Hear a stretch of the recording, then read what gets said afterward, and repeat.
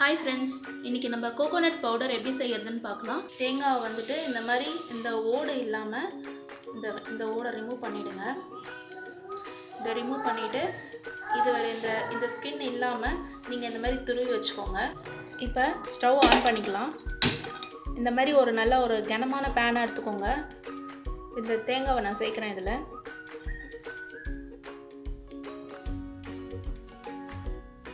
இப்போ இதை நல்லா நம்ம ஃப்ரை பண்ணி எடுத்துக்கலாம்.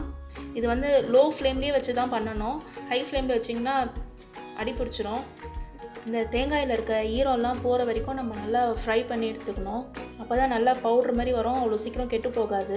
தேங்காவை இந்த மாதிரி நீங்கள் கைவிடாமல் கலருங்க, இல்லைன்னா இதோட நிறம் மாறிடும்.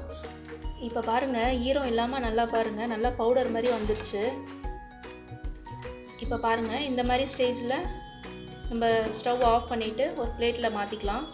இப்போது இங்கே பாருங்கள், இந்த மாதிரி பெருசாக இருந்துச்சுன்னா, பீசஸ் இருந்துச்சுன்னா, இதை நல்லா இந்த தேங்காய் நல்லா ஆறின உடனே நம்ம ஒரு மிக்ஸி ஜாரில் போட்டு பவுடர் பண்ணி எடுத்துக்கலாம்.